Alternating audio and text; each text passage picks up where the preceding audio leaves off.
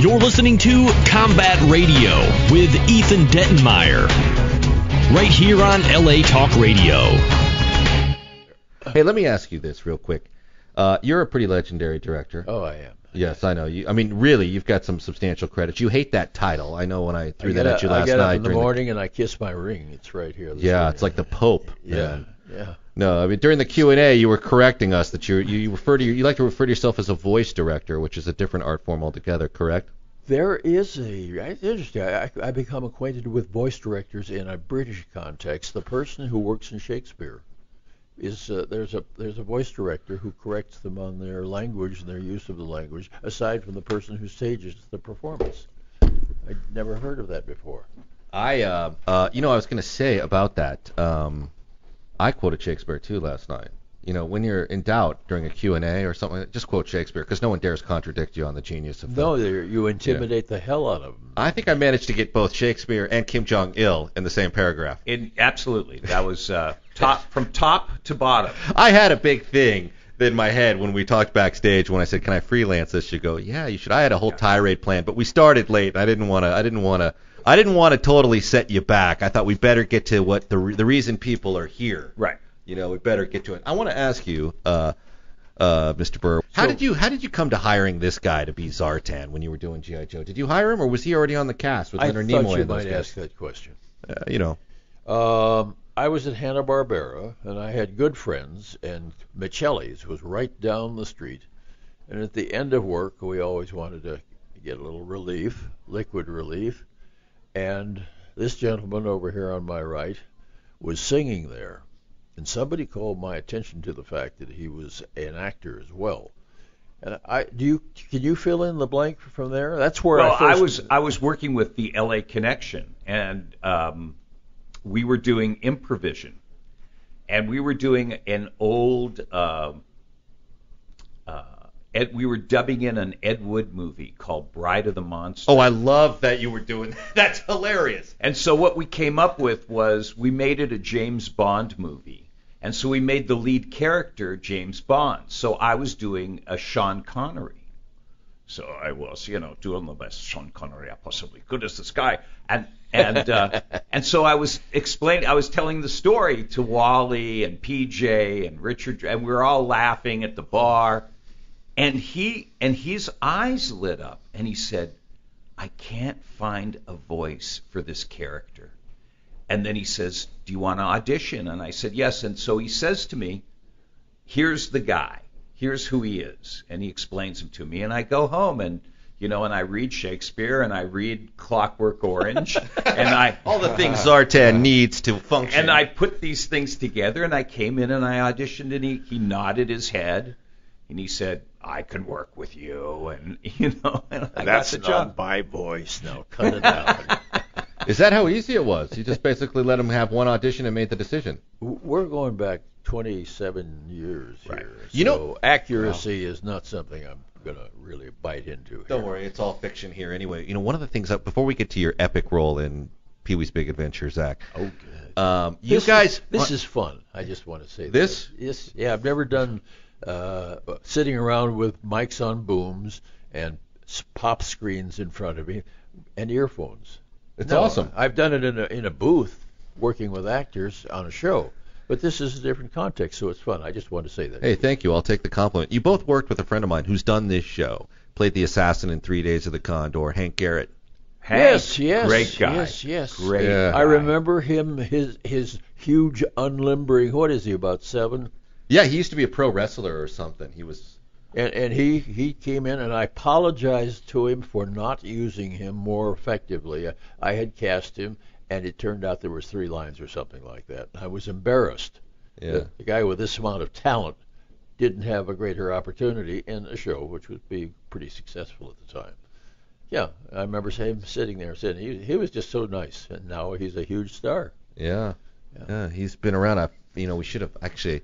I don't know exactly what his whereabouts are, so I should have reached out to him about the Tuxedo Man venture last night, because he would have loved it. Yeah. Did you believe this performance this guy put on last night? Oh, yeah. What about those women screaming his name? I mean, how much do you have to pay to get people to do that in a live theater nowadays? What's the going rate? What do you think Zach put out for that? You mean the checks he wrote? Yeah. To get them in To there? get that kind of reaction. The I Love You, in particular, how much do you think that cost, Wally? How much do you think I Love You costs a performer? I don't know. There's a scale figure for it, but none of us are working for scale anymore. No. Very true. It's interesting. There was a weird kind of dichotomy because you, as the director of Transformers, the animated series, met Mark Ryan, our co-host here, who's Bumblebee in the Michael Bay Transformers. Yeah, you finally straightened that out. I thought I was forgetting somebody had been in one of my things, and no, he's in the live action thing working with Michael Bay. Yeah. Yeah. He was like Jetfire. He was multiple Transformers. But no, we weren't trying to pull one over on you. No. I just thought it was kind of an interesting history of the Hasbro toy franchise turned cartoon, etc. to have you both standing absolutely. And Zartan is, I think, Arcee, who's Sue Blue. You remember? Right.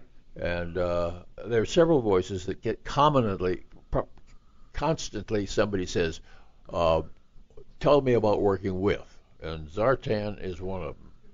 Yeah. And your voice is extremely distinctive, and they all kind of meld together to me now, because all I was working on was story. But your voice is mentioned as what a distinctive. Somebody last night said you had such a unique voice. And I'm not putting you down at all. It's just that back then, all I thought of was how do I get the show done, and I wasn't thinking about. Was this the same girl that said I love you that asked this question about your distinct voice? Are these people paid? I'm just may wondering. have been. I don't know. Came out of the blue. But it reminded me of the few people who do get mentioned all the time and saying, hey, oh, you did that? Do you remember working with? And so on. And you were one of them. Well, Yeah. that's very kind. Thank you very much. That was good reaction to it, man. It was a lot of fun to hear people after the show talk to you about the show and development of the show. And that's challenging, man. Emotional work that's nostalgic, it's hard. And there was something in it for everyone that everyone could connect with, I thought. I didn't know what to make out of it. I knew it was good, and I had seen clips, and everyone loved it, and what I seen was great. But when I sat there for the whole performance, then you kind of grasp that, hey, this is a reflection of many of us in entertainment who – I have that feeling, too, sometimes where things that, you connect to when you were younger are gone. And I have that a lot now, I think, as a father and a, guy. Look around, and a lot of these places are gone. And then right. when I talked to Mark, it was very emotional briefly. I mean, he was getting hammered with Crutchley, of course, post-show. But when, as the Brits Nick turns around and wheels on the kid and says, no place to take kids anymore. it's those things that we remember that we're so, that we're so in love with. Yeah. As children and or as adults, that it's just gone. That's never going to happen. It's not going to come that way again. I've got a one-man play for you to embrace next, and Wally, you can direct it. Let's take the episode of G.I. Joe where Zartan fronts a rock band and take that to the White Fire Theater. Let's take that. Man. Don't remind him of that. Yeah, it's called Cold Slither. That's the title of the episode? See, that's got hit all over it. The White Fire Theater love to put that on White Fire their Theater marquee. presents Cold Slither. Do you know what's really comically tragic about that is people see that on the marquee, and they're all going to stop and go, what is Cold Slither? We've got to inquire about Cold Slither. And it's Zach Hoffman as Zartan, directed by Wally. Very good. One-man show, round two. I deny any connection with that whatsoever.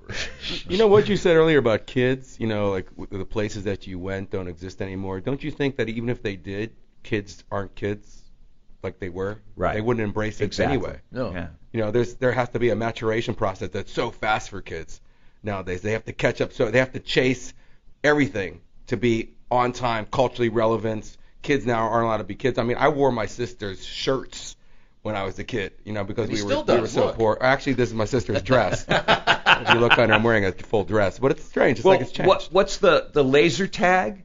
Yeah. I think like that's like foreign to me, but I think that there's a generation, like people in their 20s, right, maybe to 30, that's what they played. Right. They couldn't wait to get in there. Well, kids nowadays, their life is in a little 5-inch by 3-inch box that they stare at. Their friendship is there. Their entertainment is there. Like when you talk about social network, it isn't like a social network outside of reality. That's the only social network a lot of kids have. It's that, where there's almost an anonymity to their existence in reality. You know what pisses me off? I can't understand how to even get on Facebook.